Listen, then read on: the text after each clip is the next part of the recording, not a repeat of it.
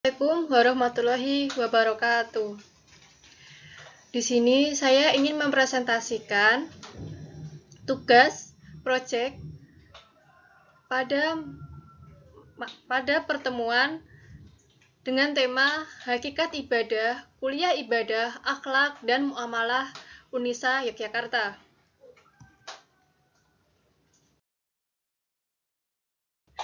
Lalu, untuk presentasi yang diambil pada kali ini yaitu Hakikat Ibadah.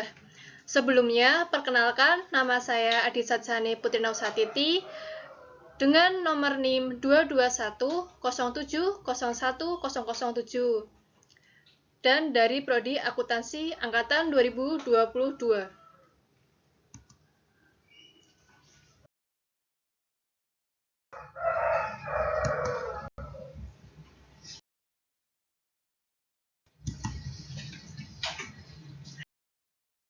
Pengertian hakikat ibadah. Ibadah secara etimologi berasal dari kata bahasa Arab yaitu ya'budu abda ibadati yang berarti tunduk, patuh, merendahkan diri. Artinya menurut Yusuf Qaradawi, tunduk, patuh, dan merendahkan diri di hadapan Yang Maha Kuasa. Dalam segi istilah agama Islam pula ialah tindakan menurut, mengikuti, dan mengingat diri dengan sepenuh hati kepada segala perkara yang disyariatkan oleh Allah dan disampaikan oleh para rasulnya.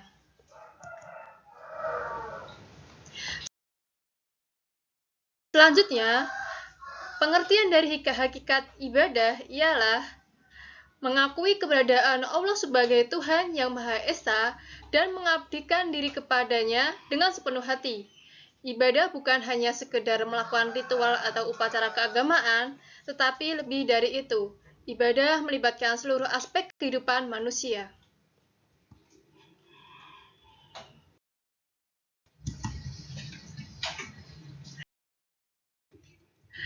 Hakikat ibadah dibagi menjadi dua, yaitu ibadah muhamadah. Ibadah muhamadah adalah ibadah yang dilakukan dalam menjalin hubungan yang baik antara hamba dan Allah Subhanahu wa Ta'ala. Ibadah muhamadah ini ibadah yang telah ditentukan bentuk dan syarat-syaratnya oleh Allah dan Rasul-Nya, seperti salat, puasa, zakat, haji, dan sebagainya.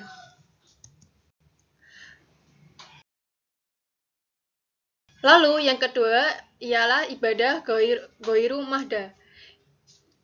Ibadah ghairu mahdah ialah ibadah yang dilakukan dalam hubungan antara manusia lainnya. Ibadah ini tidak memiliki bentuk atau syarat-syarat yang pasti, tetapi dilakukan dengan niat yang tulus untuk mendekatkan diri kepada Allah, seperti membantu sesama, berdoa, dan sebagainya.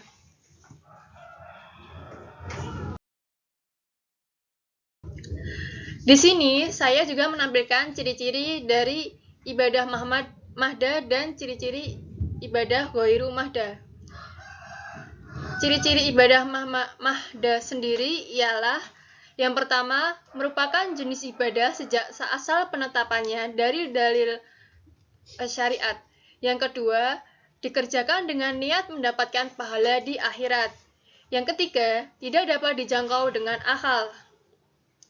Lalu, untuk ciri-ciri ibadah ghairu mahdah, yang pertama, aktivitas atau ucapan yang awalnya atau sejatinya tidak berupa ibadah, tetapi dapat berupa bernilai ibadah karena nilai orang yang melaksanakannya.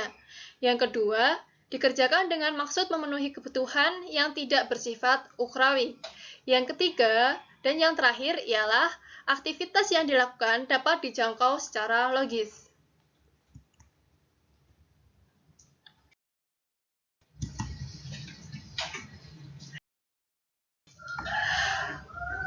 Lalu di slide selanjutnya ada fungsi dan tujuan ibadah. Fungsi dan tujuan ibadah di sini saya menampilkan ada 5 fungsi dan tujuan.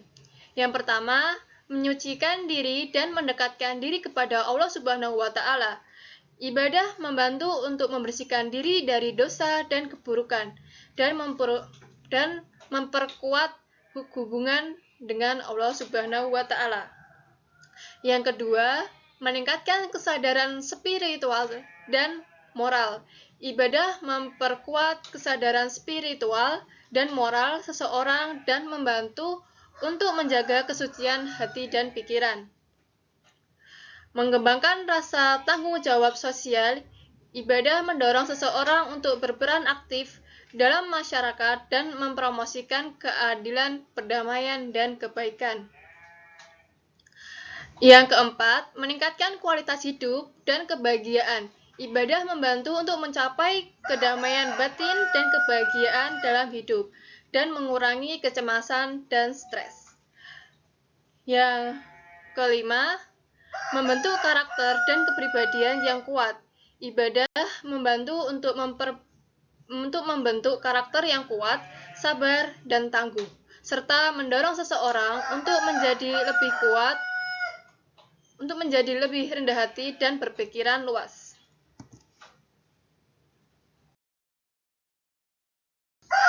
Selanjutnya, prinsip-prinsip hakikat ibadah. Prinsip-prinsip dari hakikat ibadah ada 8. Yang pertama, tauhid. Prinsip tauhid atau keyakinan dalam keesaan Allah Subhanahu wa Ta'ala merupakan dasar dari seluruh ibadah dalam Islam. Tauhid mencakup keyakinan bahwa Allah Subhanahu wa Ta'ala adalah satu dan hanya satu-satunya Tuhan yang berhak disembah. Yang kedua, kehidupan batin dan lahir. Ibadah dalam Islam mencakup kehidupan batin dan lahir, yaitu keseimbangan antara ibadah kepada Allah Subhanahu wa Ta'ala secara rohani dan fisik.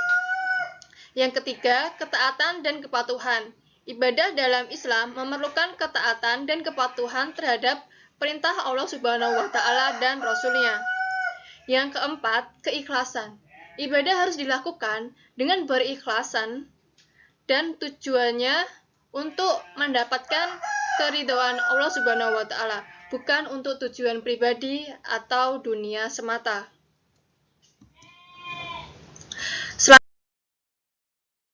Selanjutnya, masih dengan prinsip-prinsip hakikat ibadah, yang kelima ialah konsistensi. Ibadah dalam Islam harus dilakukan secara konsisten dan berkelanjutan, dan tidak hanya pada waktu-waktu tertentu saja. Yang keenam, pembersihan diri. Ibadah juga mencakup pembersihan diri dari dosa dan keburukan, serta memperbaiki akhlak dan perilaku. Yang ketujuh, pengorbanan. Ibadah juga memerlukan pengorbanan, baik berupa waktu, tenaga, maupun harta, sebagai bentuk pengabdian kepada Allah Subhanahu wa Ta'ala. Yang nomor 8 dan yang terakhir adalah ihsan. Prinsip ihsan atau kesempurnaan dalam ibadah mencakup upaya untuk melakukan ibadah dengan sebaik-baiknya dan seefektif mungkin.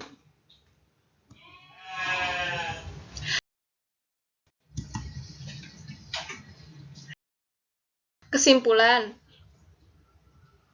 ibadah merupakan suatu tindakan penghambaan kepada Allah Subhanahu wa Ta'ala. Hakikat ibadah adalah mengakui keberadaan Allah dan mengabdikan diri kepadanya dengan sepenuh hati. Ibadah terbagi menjadi 2 jenis, yaitu ibadah mahda dan ibadah ghairu mahda. Ibadah merupakan konsep fundamental dalam Islam yang memiliki tujuan untuk menyucikan diri, mendekatkan diri kepada Allah Subhanahu wa Ta'ala, meningkatkan kesadaran spiritual dan moral, serta membentuk karakter dan kepribadian yang lebih kuat. Prinsip-prinsip hakikat ibadah dalam Islam meliputi keyakinan dalam keesaan Allah Subhanahu wa Ta'ala, keseimbangan antara kehidupan batin dan lahir, ketaatan dan kepatuhan, keikhlasan, konsistensi, pembersihan diri, pengorbanan, dan ihsan. Ibadah merupakan bagian integral dari kehidupan seorang muslim dan dianggap sebagai sarana untuk mencapai tujuan akhir kehidupan, yaitu mendapatkan keridhaan Allah dan kebahagiaan di dunia maupun di akhirat.